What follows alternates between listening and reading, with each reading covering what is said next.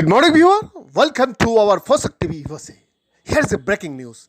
Putin's leverage shows the danger of relying on fossil fuels. In the wake of Russia's brutal invasion of Ukraine, the world needs a massive international effort to liberate democracies from their dependence on oil produced by Moscow and other dictatorial regimes.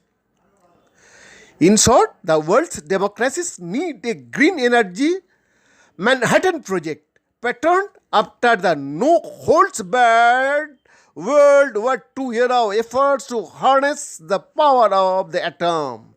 Unlike that famous nuclear program of decades ago, a modern-day effort should focus on the widespread production of green energy, leveraging the West's technological ingenuity and industrial might to use the region into a future free of the influence of petro-states. And that's not just our view. News reports this week said that one of America's leading captains of industry, JP Morgan Chase CEO Jamie Dimon, is urging President Joe Biden to develop a Marshall Plan to shore up energy security in the United States and Europe, referring to the US-led effort to rebuild a war-ravaged Europe after World War II. The urgent entreaty from Diamond came during a meeting of business leaders at the White House on Monday, as energy prices in the United States spiral higher almost every day, pushed upward by market reaction to Russia's butchery of its smaller neighbor. Earlier this month, Europe made a down payment on one such initiative, vowing to end its reliance on Russian energy by 2030. Now, it's time for the United States to end its own dependence on fossil fuels and become a world leader in promoting affordable, accessible, clean energy. For more than a century, the world's addiction to fossil fuel has undermined international security and entangled the US and Europe in damaging relationships with authoritarian regime from Saudi Arabia to Iran to Indonesia. Oil payments from Western countries financed terrorist networks around the world and led to the repression of democratic activities during the Arab Spring. Petrodollars also allowed despots to build aggressive military forces, the tragic consequences of which are being seen now in Vladimir Putin's Russia. The world's democracies sought out these relationships because we needed fossil fuel provided by the petro-states. At the time, our leaders felt they had few good alternatives. But now, as we face the very real possibility of an expanded conflict in Europe, a new Cold War, and perhaps even a great powers nuclear standoff, we must end the role of fossil fuels as the primary energy source for global markets.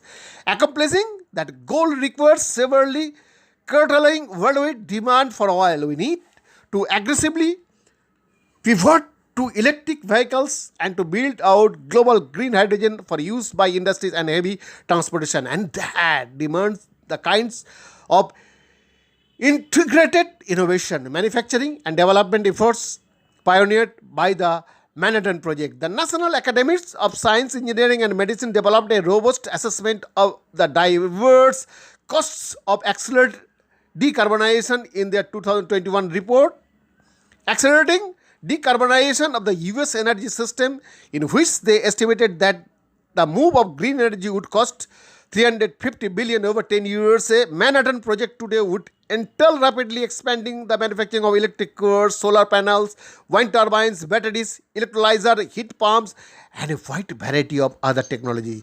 It will also mean building new and sustainable supply chains in critical minerals, steel, and other materials that rely on North American and European mining, bypassing Russia and China.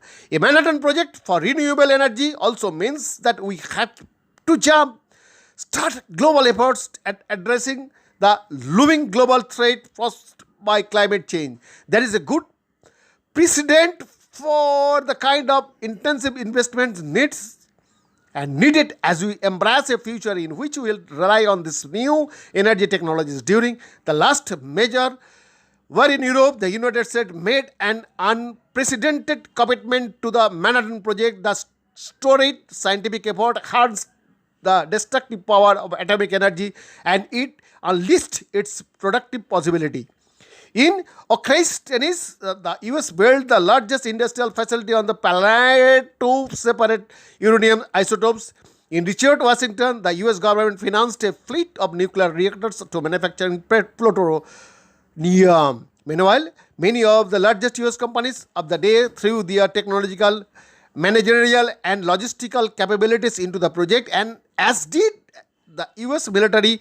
Iconic American companies like DuPont, General Electric, and Eastern Kodak drove industrial innovation across innumerable fields to feed the project's unprecedented requirements for technological performance. At its peak, the Manhattan Project employed 129,000 people, including hundreds of the nation's top scientists.